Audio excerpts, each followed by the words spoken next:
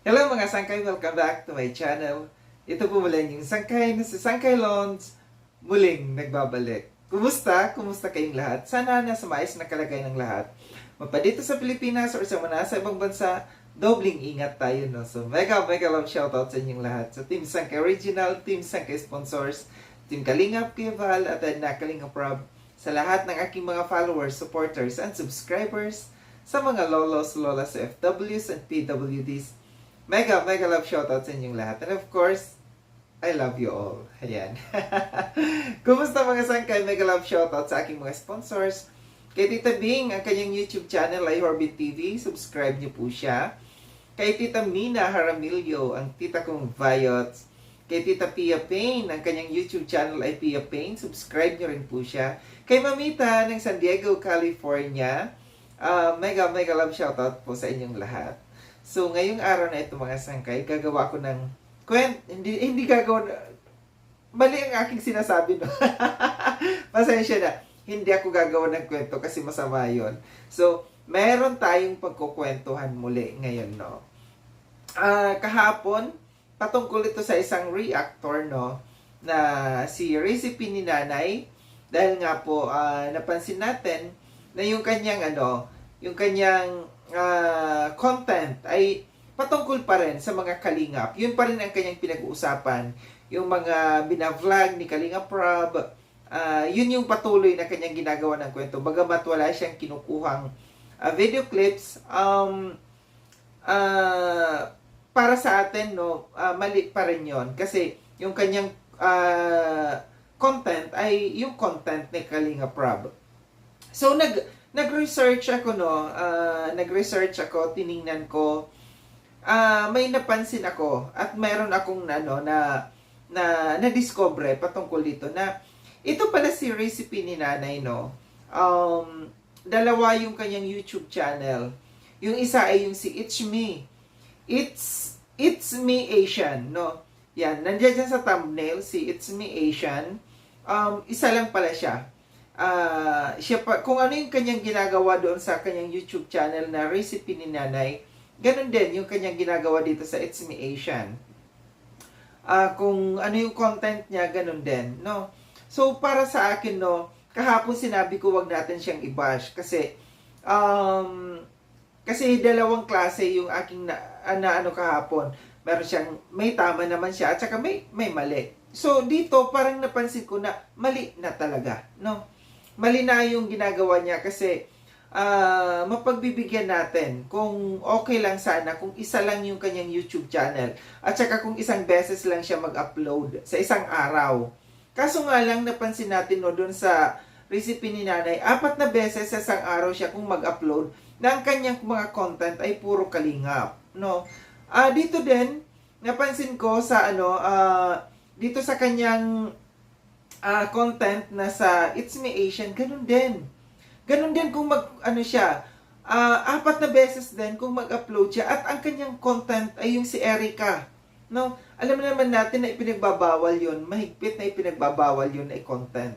So, napansin ko na mali na talaga. Hindi na tama yung kanyang ginagawa na ang dami-dami niyang oras. Ang dami niyang oras. Promise. Hindi ko kaya yung kanyang ginagawa na 2 channel sa isang araw, 4 na beses siya kung mag-upload sa bawat channel. So, ibig sabihin, 8 beses siya na nag-create ng content sa isang araw. So, imagine, no? Ang dami-dami niyang oras, no? Para dito sa pag-create. Parang ang buong araw niya nakatutok talaga siya dyan. So, mali na. Para sa akin mali na. At bukod doon, no? Bukod doon, magugulat kayo hindi lamang dahil sa kanyang 2 ang kanyang YouTube channel, mayroon pa siyang isa na FB page sa Facebook. It's Me Asian din, yung pangalan doon sa kanyang sa kanyang Facebook. Malaki rin ang views na kinikita niya dito sa kanyang Facebook, no? Ganun din ang kanyang content, puro kalingap, no? Kaya kahapon sinabi ko medyo nasa side pa niya ako. Pero ngayon ako, pasensya na Recipe ni Nanay or It's Me Asian, hindi na ako pabor. dito sa ginagawa mo, no? Kasi okay lang sana, no, kung isa lang ang channel mo, tapos isang beses ka kung mag-upload sa Kalingap, mapagbibigyan natin. Pero kung ganito, dalawang YouTube channel na, 4 na beses pa kung mag-upload sa bawat channel niya, and may isa pa siyang FB page na Facebook, no? It's Me Asian, at ganun din, upload din siya ng upload doon, no? Talagang masasabi ko dito na trabaho na niya, kinarer niya na ito, at talagang pinagkakitaan na yung Kalingap. Ginawa ng hanap buhay yung Kalingap. Mali na. Sana, no, Kuya Val, Kalingap Rob, kung napapanood nyo man ito, sana matutukan nyo.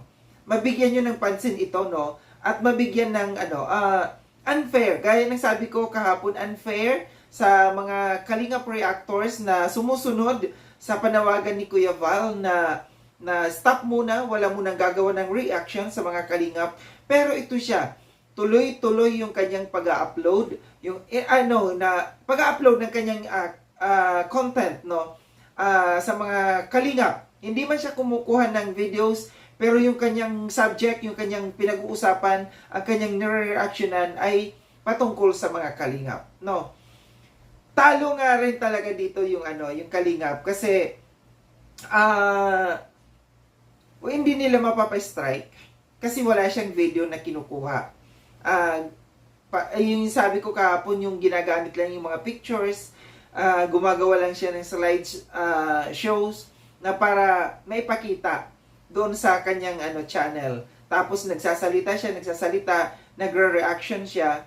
So wala talagang makukuhang mapapa-strike dito. Kaso nga lang yung sa atin lang, no, yung respeto. Respeto na lang sa panawagan ni Kuya Val at saka ni Kalingap Rob na huwag gumawa ng reaction sa kanila.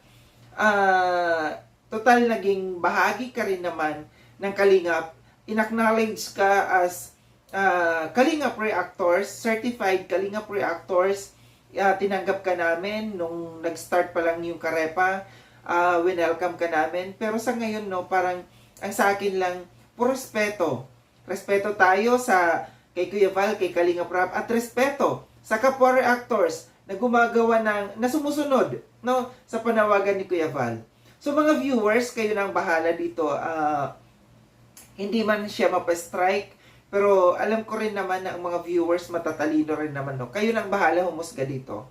So ito lang yung aking kwento sa inyo ngayong araw na ito, no. Gaya ng sabi ko, nandito ako patuloy na pupuna kung ano man yung mga dapat punain para dito sa Kalingap. Nandito lang tayo nagmamasid, nagmamatyag para sa mga hindi sumusunod sa mga panawagan ni Kuya Val at saka ni Kalingap Rob. Maraming salamat mga sangkay no sa panonood. Sa mga hindi pa nakapag-subscribe kay Sangkaylon, subscribe nyo na po ako. Click yung notification bell para updated kayo sa lahat ng mga videos na aking gagawin. Like and share tong video na ito mga sangkay. Kita-kits tayo ulit sa susunod na video na aking gagawin. Ingat kayo sa ang dako ng mundo mang kinaroroon. Paalam na mga sangkay. Paalam.